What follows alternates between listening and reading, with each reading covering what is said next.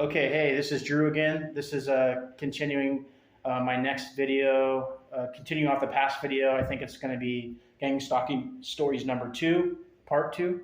So there'll be a part one and two. But anyways, I'm talking about moving from Stillwater, Oklahoma to Flagstaff, Arizona. Okay, and this is when the shit really gets deep. This was the hands down. This was the craziest gang stalking experience I've ever had. As far as I was fucking terrified.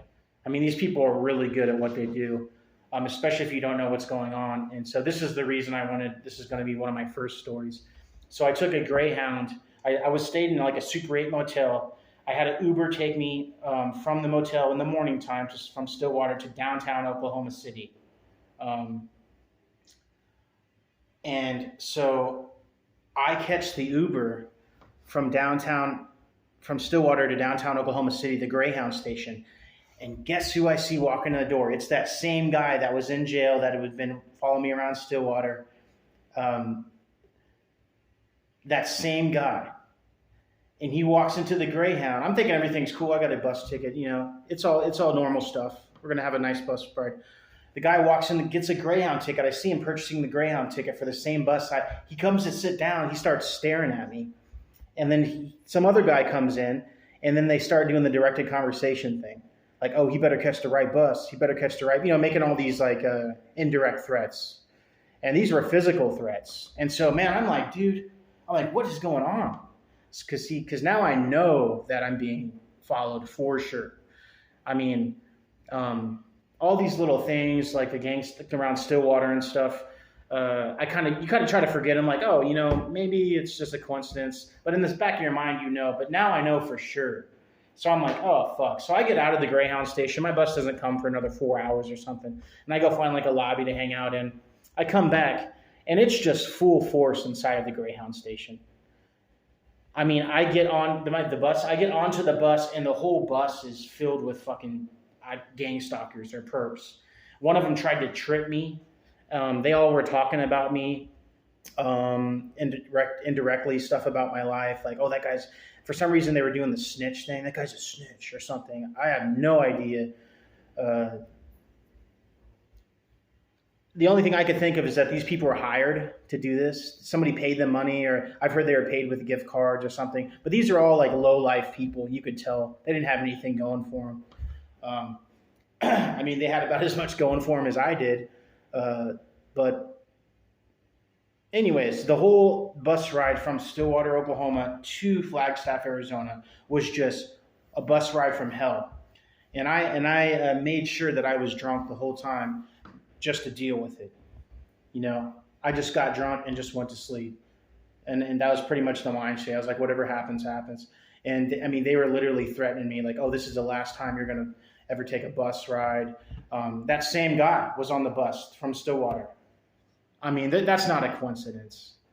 That person was following me. I mean, no doubt. And I got off the bus to take a break one time, and he did like the sunglasses thing. For some reason they do the sunglasses.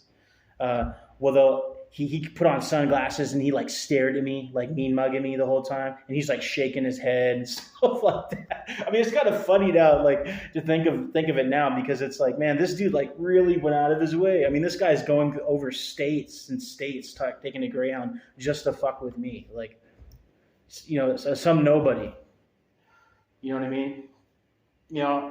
It's just preposterous. You think they could be fucking with somebody else who's really doing shit out here. I have no idea.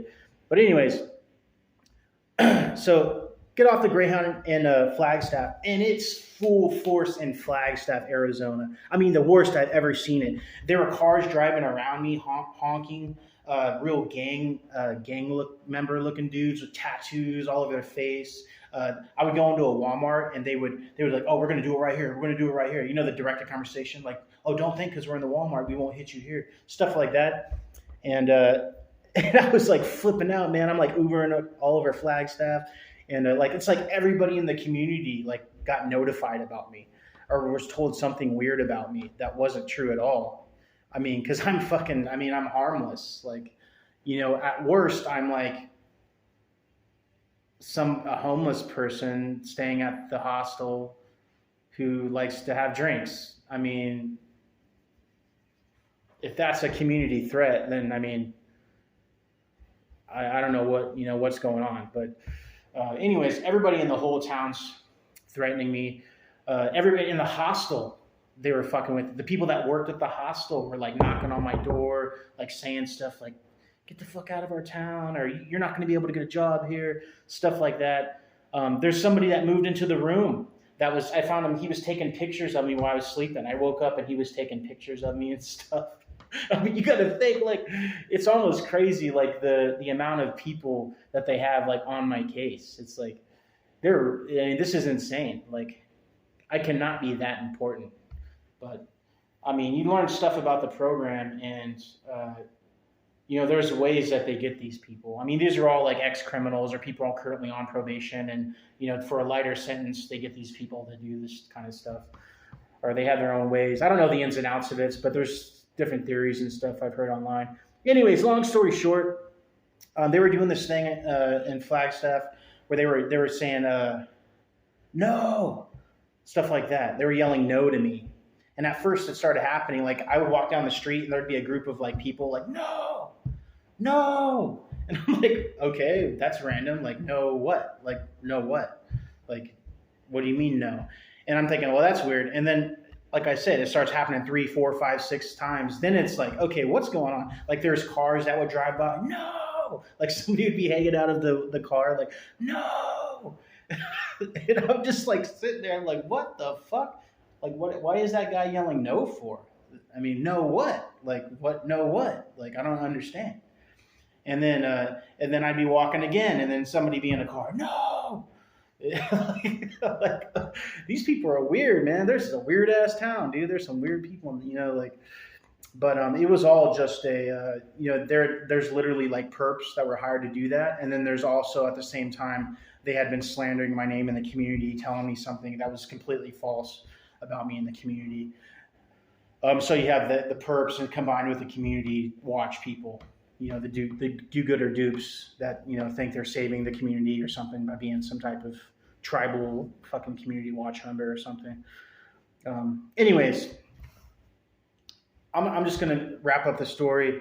You get the idea of what was happening. Gang stalking heavy in Flagstaff. I fucking call my dad, or I forgot what happened. I think I got to get a Greyhound out of here. I go back. I think I get a Greyhound back to the Midwest. I forgot exactly where. And they at the Greyhound staff were fucking with me. And like I went inside the Greyhound station, and like all these like gang member looking dudes came in there, like threatened me physically. Like there he is. They were taking pictures of me and stuff. I mean, it was heavy. It was super heavy. Like there he is, and saying shit like I was a snitch and we're not gonna feel sorry for you. We're gonna fucking kill your ass. They were saying crazy. I was like, dude, what? Like how do these people like? How am I like public enemy number one? I mean, they must have told these guys something completely far-fetched about me that wasn't even true. But anyways, I get on the Greyhound. We're headed through New Mexico. And like, man, there's people on the bus like pretty much just straight up threatening me. Like, I'm like, man, these people are going to like kill me or something. I don't know what's going on. They were told something crazy. Like there's going to be like some hit orchestrated or something. I had no idea. So I completely flip. I call my dad. I'm like, dude, Dad, I don't know what's going on, man. Will you please help me out? So he ends up buying me a plane ticket. I get off. I mean, I get off the bus. I get a police officer to drive me to the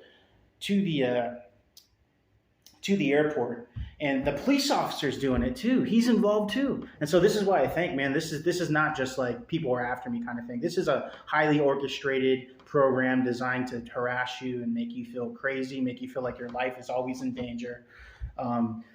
And so the guy was even like fucking. He had 2 phones and he was texting, and I was being nosy. I was looking at his text, and they were all like, "Yeah, he's in the car. He's doing this. He's wearing this." And he started blaring this music, just completely unprofessional. A police officer would not be listening to this type of stuff. It was all like really aggressive rap music about like killing people and stuff, and just completely. This is something a cop would not be listening to, honestly. And if he was, he wouldn't be listening to it with other people. He'd be like listening to it on his own time when he was alone. But it was all done. It was all done, organized to harass me. I go to the airport, and there's people in the airport. I mean, this shit doesn't stop. It's crazy. There's people in the airport. Anyways, long story short, crazy ass time. I ended up getting my mother to pay for a hotel, and then my dad to pay for a plane ticket. And so I got the hell out of there. Went back to my dad's house in Kansas City, and I'll have another story about that because it followed me there too. There were multiple times where I moved back to my parents' house and stuff. But so to them, it's kind of sad because to them, it's like they maybe think I was lying or something, or that I'm just insane. But it's, little do people know that this stuff is actually happening to people, and it's really fucked up, man. That people are getting away with this. It's got to be part of the government. So I don't know how we're going to get it to stop, but this is the reason I'm making these videos, is because I just want to be another person that has their hand up and say, hey, me too. And maybe there'll be an account of these things happening. There'll be an account someday of like all this heaps and heaps of evidence, online, these people coming out and saying, oh, yep, it's happening to me too. So like I said, my motivation for making these videos, I'm not trying to have you donate money to me or I'm not trying to get monetized or anything like that. So I just want somebody to watch this video and be like, man, that stuff's happening to me too. You know what I mean? And we can't all be crazy. You know what I'm saying? But anyways, all right, thank you.